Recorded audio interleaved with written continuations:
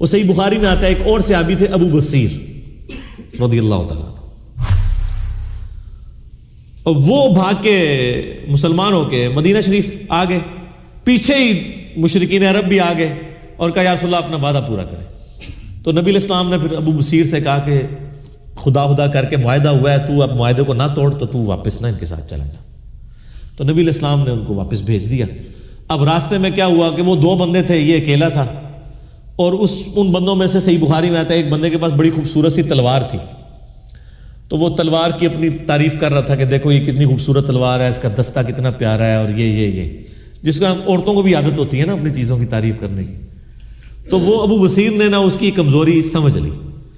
تو اب وہ گپ شپ شروع ہوگی، ظاہر واپس جا رہے تھے، فرینڈلی ماحول تھا. انہوں نے کہا یہ تلوار ذرا مجھے دکھاؤ نا، میں بھی اسے دیکھوں. وہ تلوار پکڑی، اس کو قتل کیا گھوڑا لے کے. تو نبی علیہ السلام کے پاس آ گئے. نبی علیہ السلام نے فرمایا کہ میں تو اپنے وعدے کا پابند ہوں، تو تم ادھر سے چلے جاؤ. اس نے کہا یا رسول اللہ صلی اللہ علیہ وسلم آپ جس چیز کے پابند تھے وہ آپ نے کر دیا، ٹھیک ہے میں مدینے میں نہیں رہتا، لیکن میں اب اس چیز کا بھی پابند کوئی نہیں کہ میں مکے میں واپس جاؤں، کیونکہ آپ نے تو مجھے واپس کر دیا تھا، یہ تو میں آیا ہوں نا واپس، تو مجھے آپ اجازت دیں. آپ فرمایا تم بس مدینے میں نہیں، جدھر مرضی جا کے رہو، اللہ تعالیٰ کوئی نہ کوئی راہ تمہارے لیے نکال دے گا. تو وہ سمندر کے کنارے ایک بستی تھی جہاں سے مشرکین عرب کے قافلے جایا کرتے تھے تجارت کے لیے شام، وہاں انہوں نے پڑاؤ ڈال لیا اکیلے بندے نے، اور منزل انہوں نے عمر سیریز میں فلمایا ہے. اچھا اب وہاں سے جتنے بھی مسلمان ہو کے آتے تھے نا ان کو پتہ چل گیا، تو وہ بجائے مدینہ شریف جانے کے وہاں پڑاؤ ڈال لیتے تھے. ادھر کافی سارے مسلمان کٹھے ہو گئے. انہوں نے کہا اب ہم کافی زیادہ ہو گئے ہیں، تو ایسی دی تیسی قریش مکہ کی، انہوں نے ہمارا مال لوٹا ہے نا، اب ان کا کوئی قافلہ سلامت نہیں یہاں سے جایا کرے گا. تو انہوں نے کیا کیا، وہ قافلہ ان کا تجارت کا جب گزر رہا تھا انہوں نے پکڑ کے لوٹ لیا سارا مال ان کا، اور ان کو واپس بھیج دیا اور کہا جی ادھر جا کے خبر دے دو کہ آندہ کے بعد بھوکے مرو گے تم،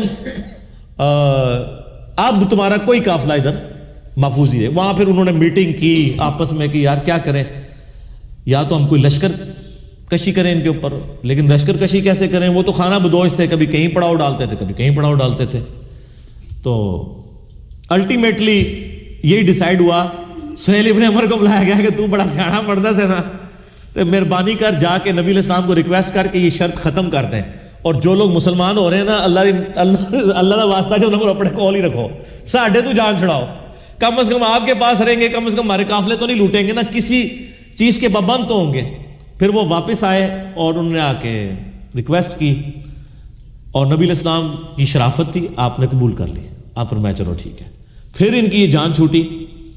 بر وہ صحابی جو تھے ابو بصیر، حضرت عمار ابن یاسر کو نبی علیہ السلام نے بھیجا کہ جا کے ان کو پیغام دو. تو وہ حالت نزع میں تھے اس وقت، یعنی وہ بیمار ہو گئے وہ عرب میں. تو بہرحال وہ نزع کے عالم میں تھے. عمار ابن یاسر آئے، انہوں نے خوشخبری دی، ان کی قبر پھر وہیں پہ بنی ہے.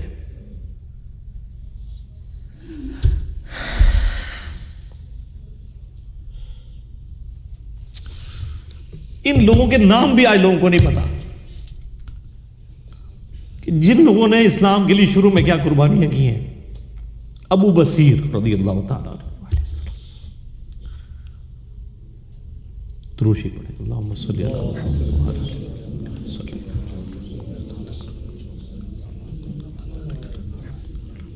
کما بارکت علی ابراہیم وعلی آل ابراہیم انک حمید مجید.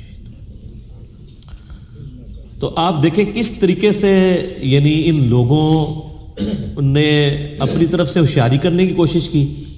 اچھا جب یہ سب کچھ ہوا پھر حضرت عمر آئے حضرت ابوبکر کے پاس اور کہا کہ آپ نے سچ کہا تھا، یہ اللہ کے رسول ہے صلی اللہ علیہ وسلم.